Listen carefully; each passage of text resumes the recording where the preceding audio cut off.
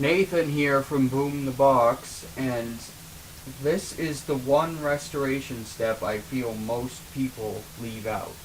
I've watched hundreds and hundreds of videos on YouTube of people restoring these things, yet I don't seem to see anyone doing this one step that I think is very important.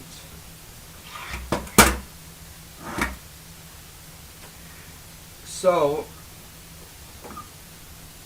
when you get your new belt, when you get the old belt off, what you want to do is take a flat bladed screwdriver, stick it underneath the little plastic pulley on the motor, pop it off, pop that off.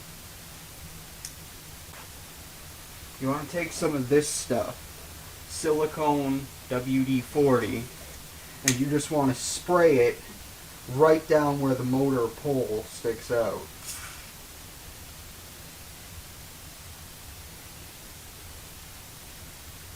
Let that set in there for some time.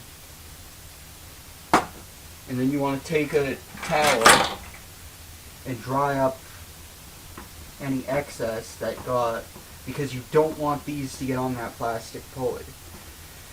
And then when you're done with that, you put the pulley on, and then you put your new belt on.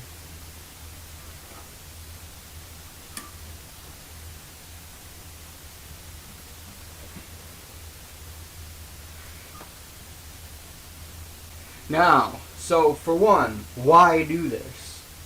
Well, the oil in that motor is 35, sometimes 40, or even 50 years old. You want to put new oil in it. And how did I discover this? A few years ago, I had a Panasonic boombox that it was playing at the proper speed, but out of random it would slow down and start making a horrible grinding noise. I took it back apart and looked around and eventually noticed that the grinding noise was coming from the motor. And I thought, well, what can I do about that? And then I just took some basic WD-40 and sprayed that in there. And I've tested multiple lubricants, and I found WD-40 silicone to be the best one. Well, it's really up to you what kind of lubricant you want to use, but I've found this one works the best for me. And my thought process behind this is you replace the belts before they break.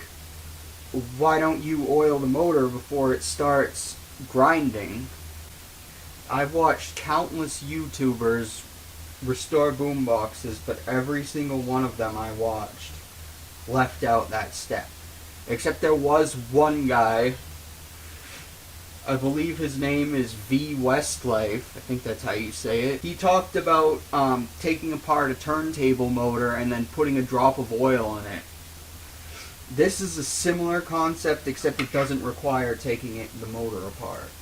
And in that video he went into extreme detail of how it can be difficult to put it back together, and there are chances that you won't even get it back together on your first try.